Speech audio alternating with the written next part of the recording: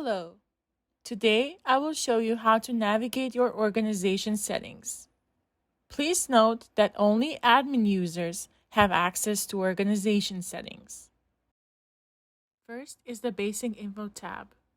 Here you can enter your organization name, street address, city, state, zip or postal code, and your phone number. You can also register your phone number for in-app calling. Please note that registering your number in this step will allow you to place calls from VivaDocs by using your organization's phone number. If you choose not to register your number, a pre-assigned toll-free number will be used for your calls. This will help avoid using your personal phone number for outgoing calls to the patient. I will click on Register. I will see a pop-up with the verification code. I'm now waiting to receive an automated call. After I receive an automated call, I will enter my verification code. After I have successfully validated my number, I will get a confirmation message on the top right-hand corner. You can also view your organization's outgoing phone and message number here. In the Terms and Conditions section, you can paste the link to the terms and conditions you want your patients to accept before being allowed to join in for their appointment. I will paste my link here and click on Save. My changes have been made successfully. If you are using the Pro plan, you will see the auto transfer functionality. Auto transfer allows you to skip interactions with all the patients on the staff accounts. When the auto transfer is turned on, all of the patients will be automatically transferred to their pre-assigned doctors. This will be applied to your whole organization. None of the staff members will be connecting with the patients. You can turn it off at any time and resume your staff validation. Lastly, we have Upload Your Organization's Logo section. Your organization's logo will be shown to your patients when they're joining in for their appointment or when they're booking an appointment. I will select the picture, search for my organization's logo from my computer, and click Open. I will select the picture and save. You can delete your organization's logo at any time by clicking on Delete button. I will click on Delete, and now my picture has been deleted successfully. In the Users tab, you can manage the users for your organization. I can view, delete, and manage admin status by hovering over the users row and clicking on the respective buttons. I will hover over one of my users and click on Delete button. I will get a confirmation pop-up asking me if I want to delete the user. I will click Yes, and now my user's account has been deactivated. I will hover over one of my users and click on Remove Admin Status button. I will get a confirmation pop-up asking me if I want to make changes to the admin status of the selected users. I will click Yes, and now the user's admin status has been removed. You can see the changes being reflected on your table as well. I will hover over one of my users and click on Make Admin Status button. I get a confirmation pop-up asking me if I want to change the admin status of this user. I will click Yes. This user has been assigned admin status now. You can see the changes being reflected on your table as well. You can also send reminders to all of your inactive members to activate their accounts. The Send Reminders button will send an email reminder to all of the inactive members with the link to activate their accounts. You can add a single or multiple users in the Add User section. I will add a user by filling in the email of the user, selecting the role of the user, and specifying the admin role as well. You can add multiple users by clicking on Add button. I will click on Add and fill in the required fields. In this process, you decide to remove a user, you can always click Remove button and it will remove the input fields for that particular user. After you're done adding the information, you can click Save button and add a user or multiple users to your organization, I will click on Save. Users have been successfully added to my organization. An email will be sent out to those users to complete their account activation. Next is the Video Settings tab. Here you can change the video quality for your calls.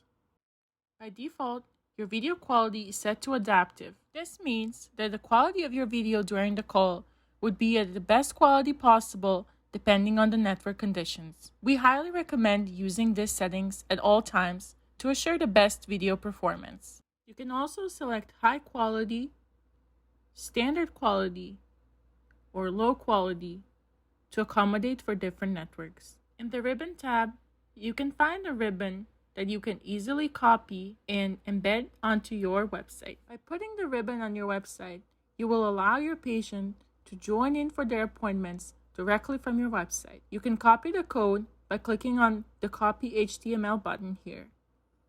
I will click on the Copy HTML button, and the code has successfully been copied to my clipboard.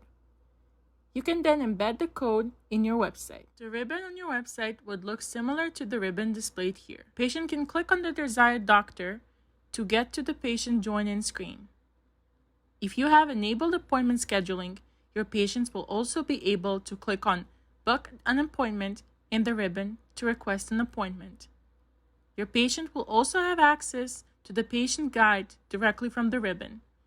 They can click on the patient guide here, which will open a new tab with the guide, providing them instructions on how to connect with the physician or practitioner. In Plan and Billing tab, you can see the information about your current plan, payment information, and billing history. You can also change your plan as per your needs at any time by clicking on Change Plan button. I will click on the Change Plan button. I can see a pop-up which gives me information on various plans and add-ons. I am currently subscribed to Plus Plan with the Smart Glass add-on. I will select Pro Plan by clicking on the Choose Package button here. I will click on Save button and update my changes. Please note that you will automatically be logged out after updating your security plan. My changes have been saved successfully. To cancel your current plan, you can contact us at vivadocs.life. You can view, add, or delete your payment method on the Payment Information section. You will be allowed to add multiple payment cards. I will add another payment method by clicking on the Add Payment button. I will then enter my card information and click on Save Card button. My new payment method has been saved. If you want to use your new payment method, you need to set your desired payment method to default by clicking on the Set as Default here. I will click on Set as Default here. My new card has been set for future payments. You can delete any payment method by clicking on Delete. I will click on Delete to remove my card. Now my payment method has been deleted. Please note that you will not be able to delete your default card. You can view your billing history in the Billing History section. You will be able to see type, date, the amount, and the receipt. You can click on View PDF to download the details of your transaction. I will click on View PDF here, and I will download a PDF with the details of my transaction. Next is the BAA tab. Here you can generate your business associate agreement. You can select your authorized signatory from the drop-down list here. You can select your organization type from the drop-down list here and click on Generate button. My generated BAA will be downloaded momentarily. You will also be able to download previously generated BAA by clicking on the link here. The Custom Email or Text tab is only available on Plus or Pro plan. You can customize the email message and text message here and save it. The templates you save here will be used when you wish to send or schedule emails or texts for your patients.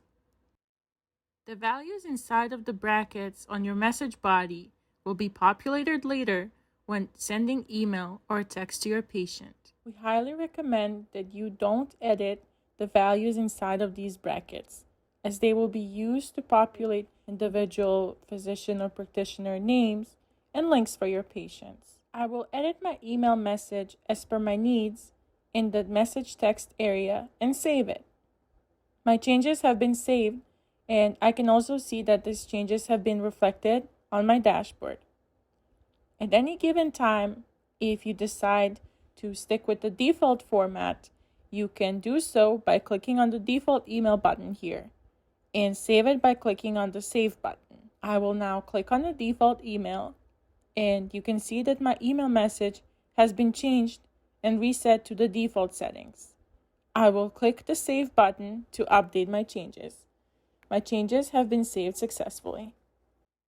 Now I will do the same with the text message. I will edit the message area and save it. As with the email message, my changes have been saved and I can view them in the dashboard as well.